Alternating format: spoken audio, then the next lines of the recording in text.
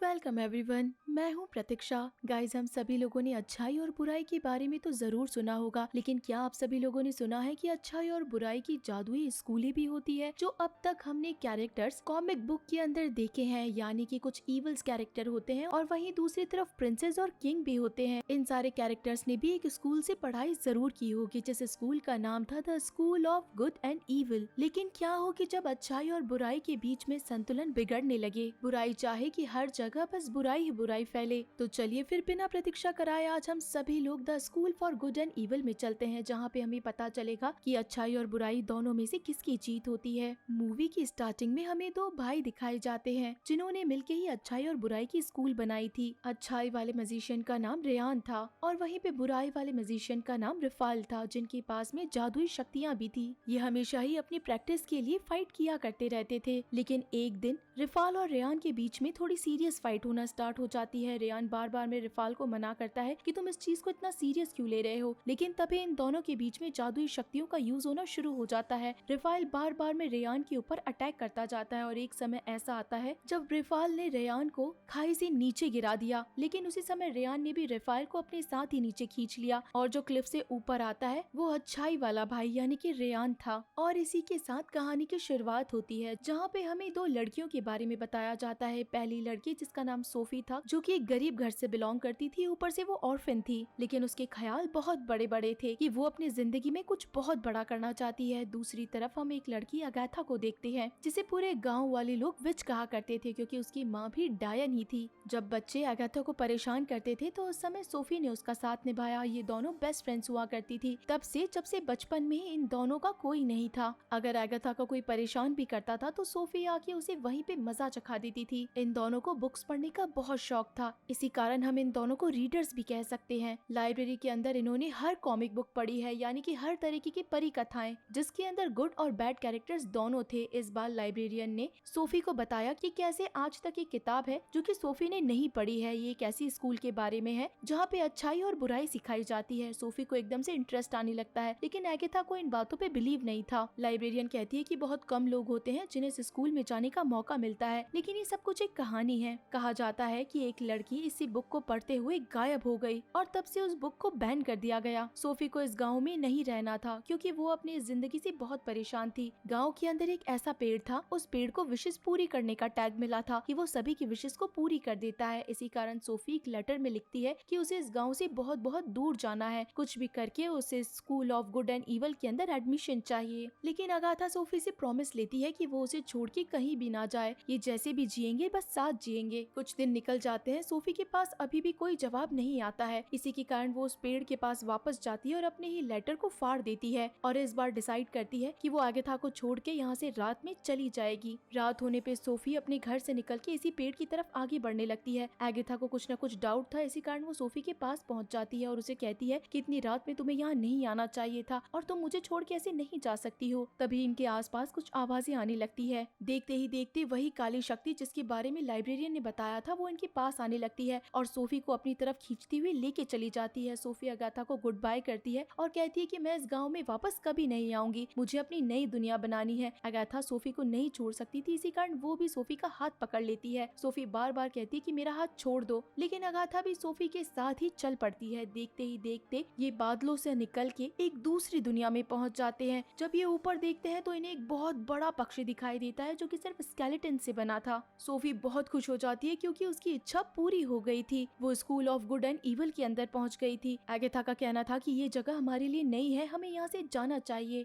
और उसके कुछ ही सेकंड्स के बाद में ये बड़ा सा पक्षी इन दोनों को एकदम अपोजिट स्कूल में फेंक देता है, यानी कि अगाथा जो कि एक विच यानी कि डायन थी उसे अच्छाई की स्कूल में, और सोफी जो कि एक अच्छी लड़की थी जिसे प्रिंसेस बनना था उसे बुराई के स्कूल में गिरा दिया जाता है। सोफी पानी में गिरते ही देखती है कि उसके आसपास कई और सारे बच्चे हैं जो कि काफी ज्यादा क्रूअल और पहले से ही बुराई के बने हुए दिखाई दे रहे हैं। इस स्कूल के पहरेदार वेयरवुल्फ थे। वहीं दूसरी तरफ अगाथा आके सीधा फूलों में गिरती है जहाँ पे उसका वेलकम कुछ प्रिंसेस करती है, लेकिन अगाथा की इस ब्लैक कलर की ड्रेस को देख के ये प्रिंसेस चिढ़ जाती है और बोलती है कि तुम किस गाँव से लाई गई हो, तुम्हें तो बुराई की स्कूल में होना चाहिए था। तभी अगाथा कहती है कि तुम बिल्कुल सही कह रही हो, मैं एक डायन हूँ और मुझे गलत स्कूल में डाल दिया गया है और मेरी फ्रेंड को इस स्कूल में आना था। लेकिन ये प्रिंसेस कहती है कि एक बार जो इस स्कूल में आ गया वो यहाँ से नहीं जा सकता है, कभी भी इन पक्षियों का डिसीजन गलत नहीं नहीं होता। सोफी के अंदर आने के बाद उसे यहाँ पे सारे बुरे बच्चे मिलते हैं और साथ ही में इस स्कूल की डायरेक्टर जो कि बुराई के स्कूल को संभालती है उनसे सोफी आके मिलती है। इस टीचर का नाम लेडी लेसो था। सोफी रिक्वेस्ट करने लगती है कि वो गलत स्कूल में आ गई है, प्लीज उसे यहाँ से भेज दिया जाए। लेकिन लेडी लेसो कहती है कि यहाँ पे आज तक कोई डिसीजन गलत नहीं लिया गया है, जरूर तुम्हें कुछ ऐसा होगा कि तुम्हें बुराई के स्कूल के लिए ही चुना गया होगा। दूसरी तरफ एगेथा का इंट्रोडक्शन भी गुड स्कूल की डायरेक्टर से होता है जिनका नाम क्लैरिसा डोवी था। क्लैरिसा आके भी एगेथा को समझाने की कोशिश करती है कि ये जगह तुम्हारे लिए ही बनी है, तुम्हें बस खुद के मेकओवर की जरूरत है। एगेथा यहाँ से भागने की कोशिश करती है लेकिन क्लैरिसा उसे बाहर जाने के लिए मना कर देती है और कहती है कि जल्दी सारी चीजें ठीक हो जाएगी। यहाँ पे एक साथ में गुड एंड इवल दोनों ही बच्चों के फर्स्ट सेशन का इंट्रोडक्शन होता है। जब सोफी और एगेथा दोनों एक दूसरे के सामने थे तो दोनों फील करते हैं कि इन दोनों को अपोजिट जगह होना चाहिए था। जहाँ पे सोफी को बड़े बड़े से गाउन्स और प्रिंसेस वाली जगह पे होना चाहिए था, वहीं पे उसे ब्लैक ड्रेस पहना के बिठाया गया। हर साल बताया जाता है कि गुड स्कूल के बच्चे ही जीता करते थे और हमेशा ही बुराई के बच्चे हार जाते हैं। इसी के साथ में गुड स्कूल के बच्चे यहाँ पे एंट्री लेते हैं। आज तक हमने जो भी कहानियाँ पढ़ी है जिसके अंदर प्रिंस चार्मिंग से लेकर बड़े बड़े प्रिंस थे, यहाँ पे उन्हीं सबके बच्चों ने एडमिशन लिया था। लेकिन बुराई भी कहाँ पीछे रहने वाली थी। इन्हीं के बीच में से एक बड़ा सा दानव निकल के आता है जो कि यहाँ के सबसे पॉपुलर बच्चे जिसका नाम टेड्रॉस था उससे आके फाइट करने लगता है। इस समय इन्हें मैजिक का यूज करने की परमिशन नहीं थी लेकिन फिर भी बुराई के स्कूल का दानव मैजिक करना शुरू करता है। इसी कारण क्लैरिसा भी टेड के पास में मैजिक देना शुरू करती है और आखिर में टेड ही जीतता है। इसी समय पे यहाँ टेड और एगेथा भी एक दूसरे को देखते हैं जहाँ पे इनका बहुत अच्छा सा आई कांटेक्ट होता है। मूवी की शुरुआत में जहाँ पे हमने अच्छाई के स्कूल के डायरेक्टर रेयान को देखा था वहीं यहाँ पे एंट्री लेते हैं और बच्चों को यहाँ पे रहने, यहाँ के रूल्स मानने और जादू सीखने के बारे में बताते हैं। तभी एकदम से एगेथा और सोफी खड़े हो जाते हैं जो बोलते हैं कि उन बच्चों का क्या होगा जिन्हें गलती से गलत स्कूल में डाल दिया गया है। रेयान उस समय यही कहता है कि ये स्कूल कभी गलती नहीं कर सकता।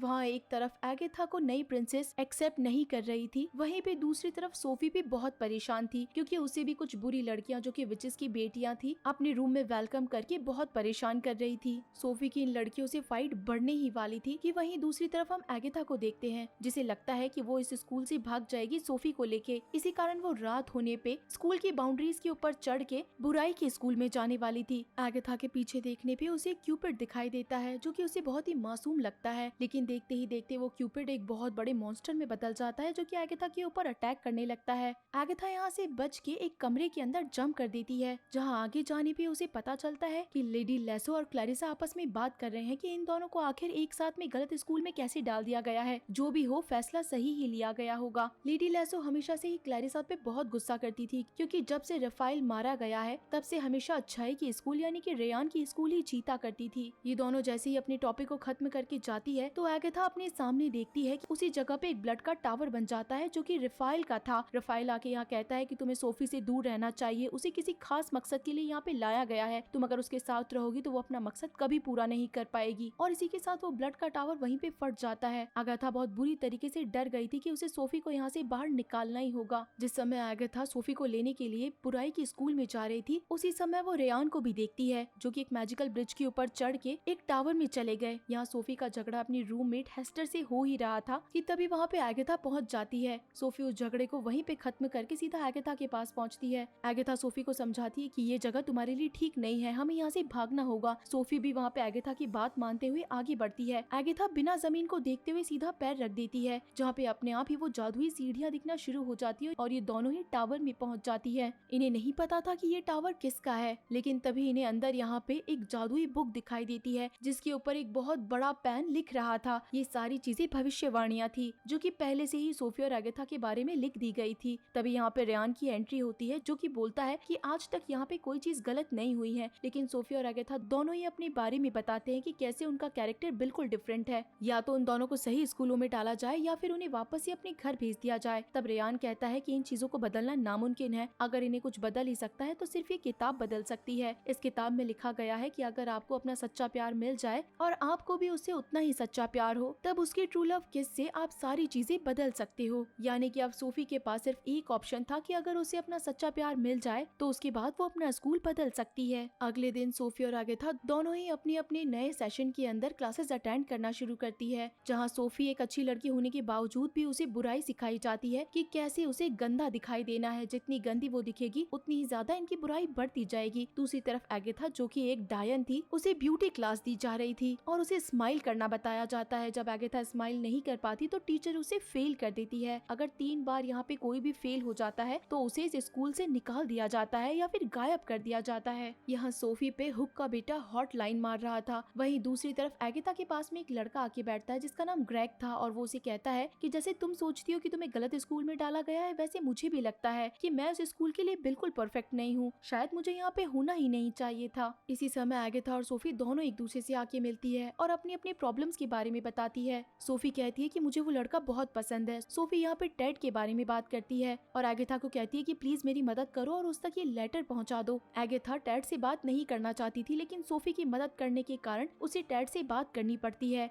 एगाथा की यहाँ पे आज जंगल क्लास थी जहाँ पे टेड पहले से ही आगे होके उसे बात करने आ गया था। एगाथा को टेड एक अच्छा लड़का लगता है जो कि उसे समझने लगा था कि एगाथा बाकी लड़कियों जैसी नहीं है बल्कि कुछ डिफरेंट है। इसी कारण एगाथा ने जो लेटर टेड को दिया था सोफी का, वो उसे भी रख लेता है। यहाँ पे जंगल क्लास स्टार्ट हो जाती है जहाँ पे ग्रेग और सोफी बात करते हुए आगे बढ़ते जाते हैं। टीचर यहाँ पे बताते हैं कि जो चीज जितनी ब्यूटीफुल लगती है वो चीज उतनी खतरनाक भी हो सकती है, इसी कारण हर अच्छी चीज के पीछे नहीं जाना चाहिए। इसी के साथ में एक स्कैरक्रो जो कि रात होने पे बहुत ही भयानक मॉन्स्टर बन जाता है। ग्रेग इन चीजों से डर के बहुत दूर भागने लगता है। एगाथा उसे रोकने की कोशिश करती है लेकिन ग्रेग नहीं रुकता है। भागते भागते वो जिस जगह पे रुकता है तभी वहाँ पे बहुत बड़ा स्ट्रोम आ जाता है, क्योंकि ग्रेग अपनी क्लास में तीसरी बार फेल हुआ था। जैसा कि इस स्कूल का नियम था कि अगर बच्चा तीसरी बार फेल हो गया तो उसे गायब कर दिया जाता है। एगाथा के सामने ही ग्रेग को गायब कर दिया गया था। सीन लेडी लेसो पे शिफ्ट होता है जो कि अपने बच्चों को उनकी पावर्स के बारे में बताती है कि तुम लोगों में क्या क्या पावर्स है उनके बारे में बताओ। हॉट वेयरवुल्फ बन सकता था। इसी के साथ एक लड़की जो कि चीजों को किसी भी मटेरियल में चेंज कर सकती थी। और तब यहाँ पे हेस्टर का नंबर आता है जो कि अपनी पावर्स दिखाती है। वो अपने बालों को आगे करती है और उसके अंदर से एक ड्रैगन बाहर निकालती है जो कि फायर से भरा हुआ था और वो ड्रैगन जाके सीधा सोफी के पीछे पड़ता है। सोफी जैसे उस ड्रैगन को हिट करती है तभी वो हिट हेस्टर को भी लगता है, यानी कि ये दोनों एक दूसरे से कनेक्टेड थे। सारे बच्चे सोफी को कहने लगते हैं कि तुम्हारे पास जो पावर्स है तुम उसे बुलाने लगो। सोफी जानवरों से बात कर सकती थी। हेस्टर का ड्रैगन आके सोफी को ऑलमोस्ट मारने ही वाला था कि तभी उस रूम का ग्लास टूटते हुए कई हजारों मधुमक्खियां उस ड्रैगन को पकड़ लेती है और एकदम से ही सोफी की जान जाने लगती है। तभी यहाँ पे लेडी लेसो कहती है कि इस सेशन के अंत तक कोई भी बच्चा किसी को मार नहीं सकता।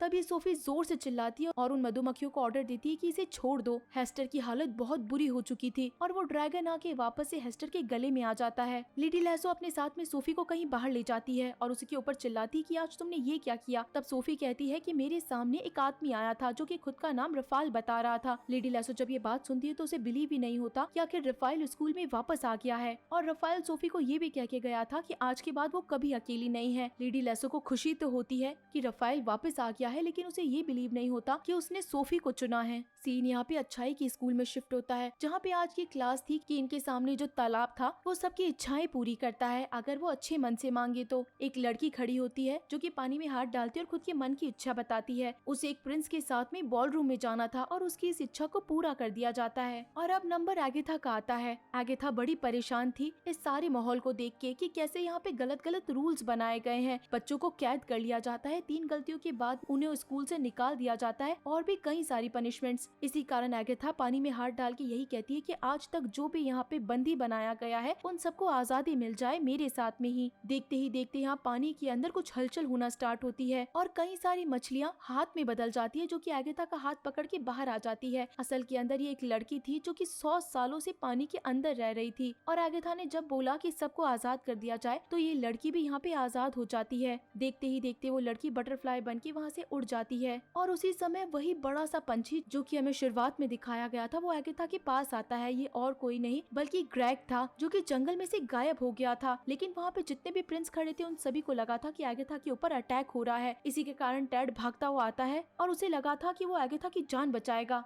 वो अपनी तलवार से इस बर्ड को मार देता है। असल के अंदर वो ग्रेग था जो कि वहीं पे मारा गया। एगाथा गुस्से में आके टेड को जोरदार चांटा लगाती है और कहती है कि तुम्हें समझ भी था कि आखिर ये कौन था, तुम्हें मुझसे पूछना तो चाहिए था। टेड भी यहाँ पे गुस्सा हो जाता है कि मैं तो तुम्हारी मदद कर रहा था। तभी यहाँ पे क्लैरिसा आती है जो कि एगाथा से कहती है कि आखिर तुम क्या चाहती हो, तुम्हारे मन के अंदर इतनी अच्छाई है कि तुमने आज एक 100 साल पुरानी लड़की को यहाँ से आजाद कर दिया। इस स्कूल ने आज तक जिसको भी चुना है उसके मन से चुना है। इसके अलावा तुम्हें और क्या सबूत चाहिए कि तुम बिल्कुल सही स्कूल में आई हो। एगाथा को भी बिलीव होने लगता है कि मन से वो एक अच्छी लड़की है। एगाथा और सोफी एक साथ में खड़े थे और इन दोनों को ही अपनी ये बात आपस में शेयर करनी थी। लेकिन तभी यहाँ पे टैड आ जाता है और सोफी टैड से बात करना चाहती थी, लेकिन ये रूल बनाया गया था कि अच्छाई के स्कूल के बच्चे बुराई के स्कूल से बात नहीं कर सकते थे। इसी के कारण सोफी को यहाँ से खींच के ले जाया जाता है और अब टाइम था सोफी को सजा देने का। लेडी लेसो आती है जो कि सोफी से बात करती है कि आखिर तुम्हें चुना है रफाइल ने इतने लोगों में, जरूर तुम्हें कुछ ऐसी खास बात हो। अब जब वो स्कूल में आ ही गए हैं तो वो तुम्हारी शक्तियों से यहाँ पे भी पहुँच जाएंगे, तुम्हें बस उनकी बात मानते रहना है और जैसा वो कहें वो सारी चीजें करनी है। सोफी इस कारण बहुत ज्यादा परेशान थी और तभी एकदम से आईने में देखते हुए अपनी माँ और रफाइल दोनों ही दिखाई देते हैं। सोफी की माँ कहती है कि तुम अपने लाइफ में एक बार जरूर कुछ बहुत बड़ा काम करोगी और रफाइल कहता है कि तुम्हें जो चीजें करनी है अगर वो तुम्हें नहीं मिल रही है तो तुम्हें उसे पाने के लिए जोर जबरदस्ती करनी पड़ेगी। अगर तुम अच्छाई के स्कूल में भी जाना चाहती हो तो उसे पाने के लिए तुम्हें कुछ ना कुछ तो जरूर करना पड़ेगा और मैं उसमें तुम्हारी मदद करूंगा। और अब सोफी समझ चुकी थी कि उसे क्या करना है। अच्छाई के स्कूल में हम देखते हैं कि यहाँ पे सारे बच्चे एक साथ में बैठने वाले थे क्योंकि यहाँ पर इस समय कोई बड़ी एक्टिविटी होने वाली थी।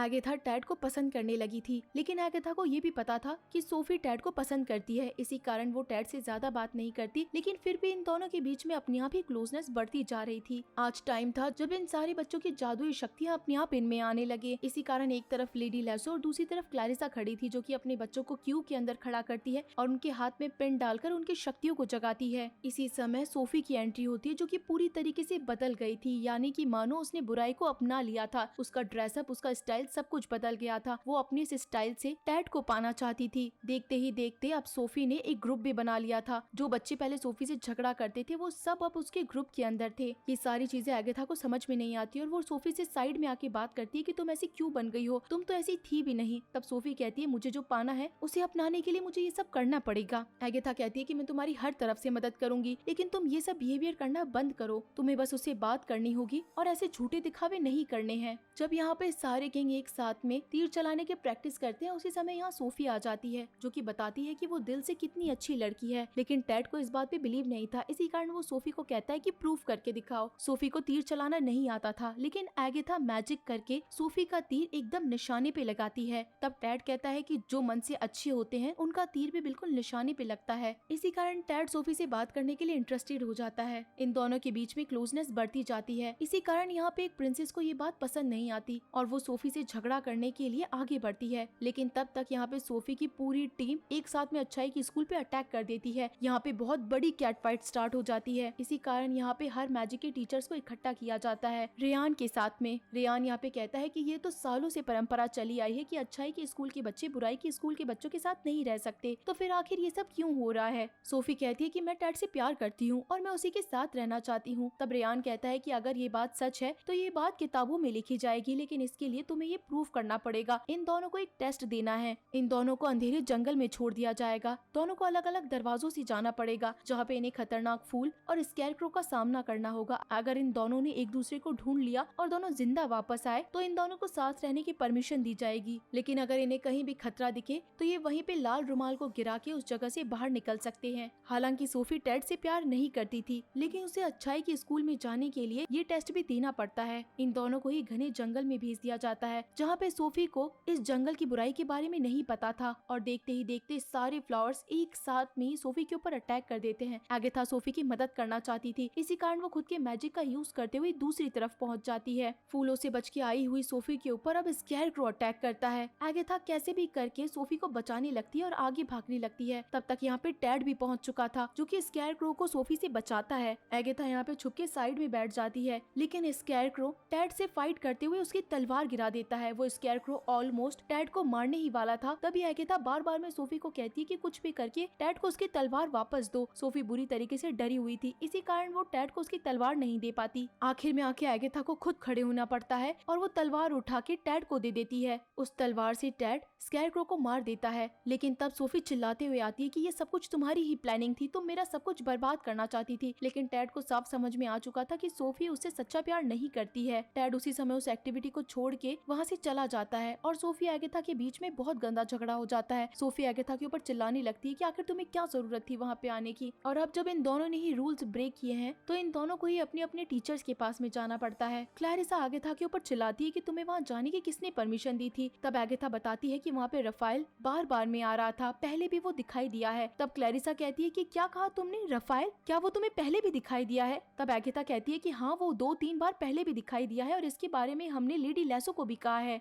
तब क्लैरिसा को लगता है कि यहाँ पे कुछ बहुत बड़ा गलत होने वाला है और ये बात आखिर छुपाई क्यों गई है। दूसरी तरफ सोफी बहुत परेशान थी और अब सजा के तौर पे उसे बंद कर दिया गया था। हालांकि एगाथा ने सोफी के लिए एक लेटर लिखा था माफी मांगने के लिए, लेकिन तभी वहाँ पे आईने के अंदर रफाइल आ जाता है जो कि सोफी को प्रवोक करने लगता है कि अगर तुम मेरे साथ मिल गई तो हम दोनों मिलकर यहाँ पे राज करेंगे, और जो तुम्हारी फ्रेंड एगाथा है वो भी तुम्हारे बारे में अच्छा नहीं सोचती है, वो तुम पे विश्वास तक नहीं करती है कि तुम मन से एक अच्छी लड़की हो। इतना कुछ सुनने के बाद में अब सोफी रफाइल से मिलने के लिए तैयार हो जाती है। रफाइल जैसे ही आईने से हाथ बाहर निकालता है तो रफाइल की बुरी शक्तियाँ सोफी के अंदर आ चुकी थी। यहाँ टीचर्स के बीच में झगड़ा चलना स्टार्ट हो जाता है कि आखिर लेडी लेसो ने ये बात क्यों छुपा के रखी कि रफाइल वापस आ चुका है। लेकिन लेडी लेसो कहती है कि आज तक रफाइल के जाने के बाद कोई भी यहाँ पे जीत नहीं पाया है, इसी कारण मैंने उसे जिंदा करने की कोशिश करी है। तब यहाँ पे मास्टर रेयान आ जाते हैं जो कि कहते हैं कि मैं सब कुछ संभाल लूंगा, तुम लोग कोई भी टेंशन मत लो। सोफी यहाँ पे लाइब्रेरी के अंदर अकेली बैठी थी। जब लेडी लेसो उसे बुलाने के लिए आती है तब लेडी लेसो को पता चलता है कि सोफी ने रफाइल से हाथ मिला लिया है और अब उसकी बुरी शक्तियाँ सोफी के ऊपर भारी पड़ने लगी है क्योंकि सोफी की पूरी शक्ल बदलती जा रही थी। सोफी बताती है कि कैसे लेडी लेसो के बारे में उसे सब कुछ पता चल गया है। लेडी लेसो ही वो लड़की है जो कि इनके गांव से आई है, वो ही लड़की इस जगह से गायब हुई है। लेडी लेसो रफाइल से बहुत प्यार करती थी लेकिन रफाइल ने उसे धोखा दे दिया और उसका प्यार रफाइल के लिए कम पड़ा, इसी के कारण सोफी को चुना गया है। आज बॉलरूम नाइट थी, सारे अच्छाई के स्कूल के बच्चे एक साथ में यहाँ डांस करते हैं। एगाथा को यहाँ टैड आके अपने साथ डांस करने के लिए कहता है। यहाँ पे सब कुछ काफी अच्छा चल रहा था और तभी एकदम से यहाँ सोफी एंट्री लेती है जो कि बुरी तरीके से डायन की शक्ल में बदल चुकी थी और वो टैड को कह के जाती है कि सब कुछ मैं बदलने वाली हूँ। एगाथा बार बार में उसे रोकने की कोशिश करती है और कहती है कि सब कुछ ठीक हो जाएगा, तुम मेरी बात सुनने की कोशिश करो। लेकिन तब सोफी कहती है कि अब तुम देखती जाओ क्या क्या होने वाला है। सारे प्रिंस एकदम से तलवार उठा के सोफी के ऊपर अटैक करने लगते हैं, लेकिन सोफी के पास जो जादुई शक्तियाँ थी उससे सारी तलवारें अपने आप गर्म होकर नीचे गिर जाती है। सोफी दरवाजा बंद करके वहाँ से चली जाती है। सारे अच्छाई के स्कूल के बच्चों को पता चल गया था कि जरूर कुछ बुरा होने वाला है, बुराई के स्कूल के बच्चे उन पे अटैक करे, इसी कारण वो प्रिपेयर होकर वहाँ से जाने लगते हैं। तभी बाहर जाने के बाद उन्हें दिखाई देता है कि हर एक टीचर को सोफी ने छोटे छोटे डॉल्स में बदल दिया है। मदद लेने के लिए एगाथा यहाँ पे मास्टर रेयान के पास जाने वाली थी, लेकिन उससे पहले ही उसे सोफी मिल जाती है। एगाथा सोफी को बहुत समझाती है कि प्लीज बात मानो। दूसरी तरफ बुराई के स्कूल में भी बॉलरूम डांस ही चल रहा था। ये सब कुछ असल के अंदर एक ट्रैप था। अच्छाई के स्कूल के बच्चे ही जैसे ही यहाँ पे पहुँचते हैं तो उन्हें लगता है कि ये सारे बच्चे उन पे अटैक करने वाले हैं। इसी के कारण अच्छाई के स्कूल के बच्चे तीर चलाते हैं और यहाँ पे सोफी अपना मैजिक करके उन सारे तीरों को फूलों में बदल देती है। अब जैसा कि इस स्कूल का रूल था कि अच्छाई के स्कूल के बच्चे कभी किसी पे अटैक नहीं कर सकते हैं, इसी के कारण अपने आप ही हर चीज बदलना शुरू हो जाती है। बुराई के स्कूल के बच्चे अपने आप ही अच्छाई के कपड़ों में बदल जाते हैं, यानी कि सफेद कपड़ों में, और अच्छाई के स्कूल के बच्चे अपने आप ही काले कपड़ों में बदल जाते हैं। देखते ही देखते यहाँ पे बहुत बड़ी वॉर स्टार्ट हो जाती है। हर एक बच्चा एक दूसरे की मदद करके आपस में लड़ने लगता है। सोफी अब यहाँ पे मास्टर रेयान को मारने के लिए जाने वाली थी। सोफी टावर में पहुँच चुकी थी, लेकिन उनके सामने रेयान नहीं बल्कि रफाइल खड़े थे। तब यहाँ पे सोफी को पता चलता है कि असल के अंदर रेयान ही रफाइल था जो कि बस सोफी की मदद लेना चाहता था। काफी साल पहले जब रेयान और रफाइल के बीच में लड़ाई हुई थी तब रेयान ऊपर तो आ गया था, लेकिन तभी रफाइल ने अपनी जादुई शक्तियों की मदद से रेयान को हमेशा हमेशा के लिए मार दिया और इतने सालों से वो रेयान की जिंदगी जी रहा था। इसी कारण कई सारे रूल्स जो कि बुरे लग रहे थे वो रफाइल ने ही बनाए थे। वो सोफी को कहता है कि हम दोनों मिलकर इस स्कूल पे राज करेंगे, बस तुम्हें मेरी मदद करनी होगी, तुम्हें मुझसे मिलना होगा। दूसरी तरफ एगाथा यहाँ पे टैड से मदद मांगने के लिए जाती है। इसी के साथ में सोफी और रफाइल अब एक हो चुके थे। अब जैसा कि पहले भी उस किताब ने भविष्यवाणी लिखी थी कि अगर किसी को अपना सच्चा प्यार मिल गया तो हर एक चीज बदल जाएगी। रफाइल का सारा ट्रैप एकदम सही हो जाता है। अच्छाई की स्कूल गिर के बुराई में बदल जाती है, सारे बच्चे मरने लगते हैं। तब सोफी को रियलाइज होता है कि उसने बहुत बड़ी गलती कर दी है और रफाइल ने उसका फायदा उठाया है। सोफी उस बुक के अंदर देखती है कि एगाथा आखिरी में जाके मर जाएगी। सोफी अब इन हर चीज को बदलना चाहती थी। तब तक यहाँ पे एगाथा पहुंच चुकी थी जो कि अब रफाइल को देख के कहती है कि ये तुमने बहुत गलत किया है। लेकिन रफाइल अब सोफी और एगाथा दोनों को ही मार के हर जगह बुराई के बच्चों को ही खड़ा करना चाहता था। तब तक यहाँ पे टैड भी पहुंच जाता है और अब टैड यहाँ पे रफाइल से फाइट करना शुरू करता है, लेकिन टैड भी रफाइल से हारता जा रहा था।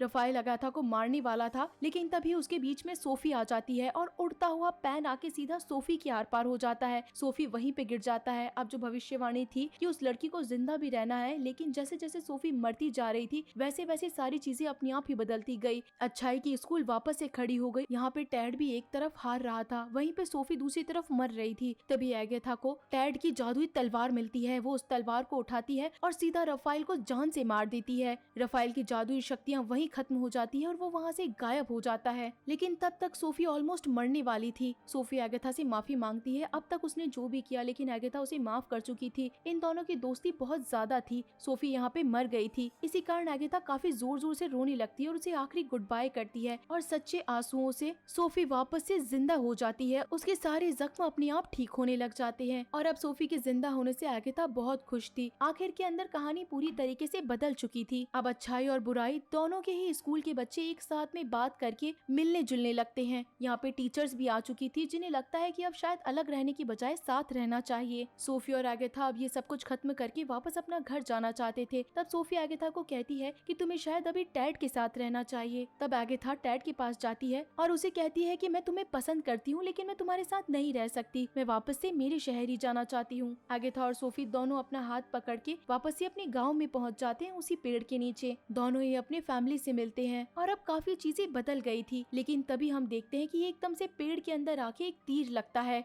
जो कि आवाज टैड की थी। टैड का कहना था कि वो एगाथा को पाके रहेगा, फिर चाहे कुछ भी हो जाए। इसी के साथ हमें पता चलता है कि इस मूवी का दूसरा पार्ट गाइस जरूर बनेगा। तो आप सभी लोगों को ये मूवी कैसी लगी मुझे जरूर बताइएगा। तो चलिए फिर मिलते हैं आप सभी लोगों से अगली मूवी में। तब तक के लिए टाटा।